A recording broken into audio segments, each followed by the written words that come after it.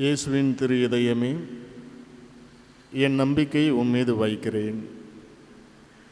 இறுதி ஆண்டவருடைய அன்பு பக்தர்களே, அன்பு இறை மக்களே, நம்முடைய வாழ்வின் ஒவ்வொரு தருணத்திலும் இயேசுவின் திரு இதயமே, என் நம்பிக்கையை உம்மீது வைக்கிறேன் என்று சொல்லுகின்ற பொழுது நம்முடைய நம்பிக்கை அதிகரிக்கிறது, நம்முடைய மன வலிமை உயர்கிறது, நம்முடைய எண்ணம் உயர்கிறது, நம்முடைய சிந்தனை உயர்கிறது, நம்முடைய பக்தி வளர்கிறது, நம்முடைய விசுவாச வாழ்க்கை உயர்ந்து கொண்டே இருக்கிறது. இயேசுவின் திரு இதயமே, என் நம்பிக்கையை உம்மீது வைக்கிறேன் என்ற அந்த வார்த்தையினுடைய உண்மையான பொருளை இறுதி ஆண்டவருடைய பக்தர்களாக நாம் அனைவரும் அறிந்திருக்க வேண்டும். இயேசுவின் திரு இதயத்துக்கு நாம் ஆராதனை எடுக்கிறோம் அல்லது பக்தர்களாக இருக்கிறோம் என்றால், இயேசுவின் மனித இதயமா அல்லது தெய்வ இதயமா? இயேசுவின் மனித இதயத்தை நாம் வழிபடுகிறோமா அல்லது இயேசுவின் தெய்வ இதயத்தை வழிபடுகிறோமா? 17ஆம் நூற்றாண்டிலே மார்கரெட் மேரி அலோக்வே அவர்களுக்கு இயேசு தன்னுடைய இதயத்தை திறந்து காட்டியது எந்த இதயம்? இயேசுவை மனிதன் இறைவன் என்று பிரிக்க முடியாது, பிரித்து பார்க்கக்கூடாது. ஆனால் இயேசு இந்த உலகத்தில் வாழ்ந்த பொழுது மனிதனாக வாழ்ந்தார், மனிதனாக வளர்ந்தார், மனிதனாகத்தான் இறந்தார். மனிதர்கள் அனுபவித்த அத்தனை உணர்வுகளையும் அவர் அனுபவித்தார். மனிதர்கள் அனுபவித்த அத்தனை வலியையும் இயேசு அனுபவித்தார். மனிதர்கள் அடைந்த அத்தனை சந்தோஷத்தையும் இயேசுவும் அடைந்தார். இயேசுனுடைய இதயம் அவர் மனிதனாக வாழ்ந்த பொழுது மனித இதயத்தை தான் குறித்து காட்டியது அல்லது மனித இதயத்தை தான் தாங்கி இருந்தார். இப்போ நாம் இயேசுனுடைய இதயத்தினுடைய பக்தர்களாக இருக்கிறோம், திரு இறுதி ஆண்டவருடைய பக்தர்களாக இருக்கிறோம். இயேசுனுடைய திரு இதய பக்தியை கடைபிடிக்கிறோம் என்றால் அது மனித இதயம். ஏனென்றால் அந்த மனித இதயம்தான் அத்தனை உணர்வுகளையும் துன்பங்களையும் துயரங்களையும் மகிழ்ச்சியையும் அனுபவித்த இதயம். அந்த மனித இதயத்திற்குத்தான் இந்த மனித இதயத்தில் இருக்கின்ற கவலைகள் புரியும், கவலைகள் தெரியும். இந்த மனித இதயத்தில் இருக்கின்ற அன்பு எத்தகையது என்பதை இயேசுவினுடைய மனித இதயம்தான் புரிந்து கொள்ள முடியும் அல்லது உணர முடியும். அதனால் நம்ம இயேசுவின் திரு இதயம் என்று சொல்லுகின்ற போது it is a physical heart. அவருடைய மனித இதயத்தைத்தான் நாம் வழிபடுகிறோம். அதனால தான் அவர் மார்கரெட் மேரி அலோக்வே அவர்களுக்கு இதயத்தை திறந்து காட்டுகின்ற பொழுது அந்த மனித இதயத்தை தான் காட்டுகிறார். ஒருவேளை அது தெய்வ இதயமாக இருக்கிறது, இறைவனின் இதயமாக இருக்கிறது என்றால் அதுக்கு ஒரு ஃபிசிக்கல் ஹார்ட் இருந்திருக்காது, உருவம் இருந்திருக்காது. ஆனால் ஆண்டவர் காட்டிய அந்த இதயம் மனித இதயம். அந்த மனித இதயத்திலே நீங்கள் பார்க்கின்ற அத்தனை அடையாளங்களும் இருக்கிறது. இயேசுவின் இதயத்திலே மேல் பகுதியிலே நெருப்பு கொழுந்து விட்டு எரிகிறது. அதேபோல் அந்த மனித இதயத்தை சுற்றி முள்முடி சுற்றப்பட்டு இருக்கிறது. அந்த மனித இதயத்தை ஒரு ஈட்டி குத்துவதைப் போல ஒரு அடையாளம் காண்பிக்கப்படுகிறது.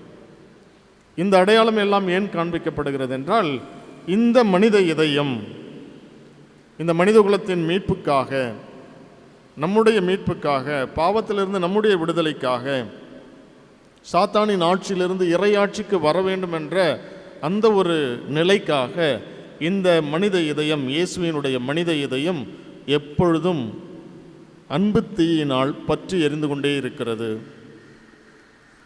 அதற்காக அவர் கல்வாரி வரை தன்னுடைய உடல் அளவில் பட்ட அத்தனை கஷ்டங்கள், துன்பங்கள், வேதனைகள் அனைத்தையும் அந்த முள்முடி குறித்து காட்டுகிறது. அவர் நமக்காக கல்வாரியிலே பலியான அந்த நிகழ்வை தான் அந்த ஈட்டியால் குத்தப்பட்டுகின்ற அந்த நிகழ்வு சுட்டி காட்டுது. அப்படியெனில் இயேசுவினுடைய மனித இதயம் நம்முடைய மனித இதயத்தினுடைய உணர்வுகளையும் எண்ணங்களையும் ஏக்கங்களையும் புரிந்து கொள்ளுகின்ற இதயம். அவர் வரலாற்றுக்குள் வாழ்ந்த பொழுது அல்லது மனிதனாக வாழ்ந்த பொழுது எப்படி ஏழைகள், எளியவர்கள், அனாதைகள், கைவிடப்பட்டவர்கள், பார்வையற்றவர்கள், நடக்க முடியாதவர்கள், விபச்சாரிகள், இத்தகைய புறந்தள்ளப்பட்ட சமூகத்தால் ஏற்றுக்கொள்ளப்படாத மனிதர்களுடைய உணர்வுகளையெல்லாம் அவருடைய இதயம் புரிந்து கொண்டதோ? மன்னிக்கவே பட முடியாது, இவர்களெல்லாம் சமுதாயத்துக்குள்ளே வரக்கூடாது என்று ஒதுக்கப்பட்ட பாவிகளுடைய உணர்வுகளையெல்லாம் இயேசுவின் மனித இதயம் எப்படி புரிந்து கொண்டதோ? இவர்களுக்கெல்லாம் மீட்பு கிடையாது, இவர்களெல்லாம் இறையரசுக்குள் வர முடியாது என்று ஒதுக்கி வைக்கப்பட்ட புற இனத்தாரை எல்லாம் எப்படி இயேசுவின் இதயம் அன்பு செய்து அரவணைத்து ஏற்றுக்கொண்டதோ, அதே போல இன்றும் இயேசுவினுடைய மனித இதயம் நம்முடைய கஷ்டங்களை எல்லாம் புரிந்து கொள்கிறது, நம்முடைய தேவைகளை எல்லாம் தெரிந்து கொள்கிறது. யார் நம்மை விலக்கி வைத்தாலும், இவன் பாவி, பாவம் செய்திருக்கிறான் என்று சமூகம் விலக்கி வைத்தாலும், நம்முடைய குடும்பத்தார் விலக்கி வைத்தாலும், அல்லது நம்முடைய இதயத்துக்குள்ளே மனதுக்குள்ளே நான் பாவம் செய்து விட்டேன், இயேசுவின் பிள்ளையாக வர முடியாது, அவரிடம் வந்து ஜெபிப்பதற்கு தகுதியற்றவன், அவரிடம் வருவதற்கு தகுதியற்றவன் என்று நான் நினைத்து கொண்டிருந்தாலும், இயேசுவினுடைய அந்த திரு இதயம், மனித இதயம் நம்மை ஏற்றுக்கொள்ளும்.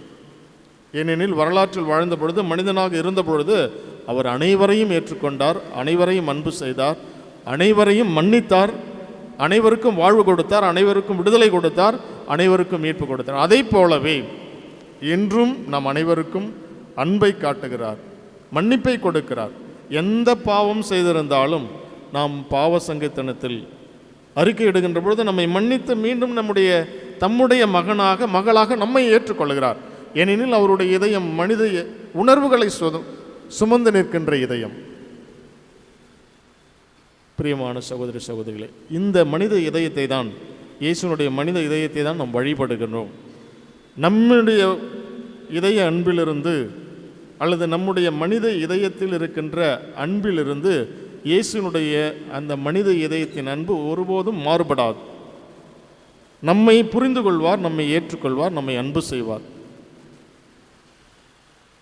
அந்த மனித இதயத்தினுடைய உயர்ந்த பண்பு எத்தனையோ மகான்கள், எத்தனையோ புனிதர்கள் அல்லது எத்தனையோ சமய தலைவர்கள் எல்லாம் பகைவரை மன்னிக்க வேண்டும் என்று சொல்லாத பொழுது, நம்முடைய இறுதி ஆண்டவர், மனித இதயத்தை தாங்கி நின்ற இறுதி ஆண்டவர், உங்களுடைய பகைவர்களையும் அன்பு செய்யுங்கள் என்று சொன்னதுதான் அவருடைய அன்பினுடைய உச்சக்கட்டம்.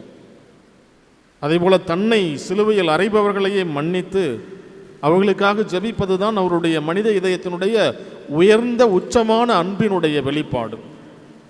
எனவே நம்முடைய இதயத்தை இயேசுவின் திரு இதயத்தை போல இருக்க செய்ய வேண்டும். நமக்கு தீமை செய்பவர்கள், நமக்கு எதிராக நடப்பவர்கள், நம்மோடு சண்டையிடுபவர்கள், நம்மை புரிந்து கொள்ளாதவர்கள், நம்மை ஏற்றுக்கொள்ளாதவர்கள், நம்மோடு நட்புறவில் வாழாதவர்களையும் நாம் அன்பு செய்ய முயற்சி செய்ய வேண்டும்.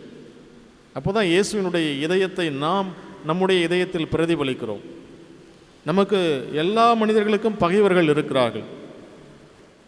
நம்முடைய மனித உணர்வுகளை புரிந்து கொள்ளாமல் இந்த உலக செல்வங்களுக்காக நம்மை பகைவர்களாக பார்க்கின்றவர்கள் இருக்கிறார்கள், நம்மை எதிரியாக பார்க்கின்றவர்கள் இருக்கிறார்கள். அவர்களையெல்லாம் மன்னித்து நாம் ஏற்றுக்கொள்ளுகின்ற பொழுது இயேசுவினுடைய அந்த இதயத்தை நம்முடைய இதயம் பிரதிபலிக்கிறது. இயேசுவினுடைய திரு இதயத்தை நாம் வழிபடுகிறோம்.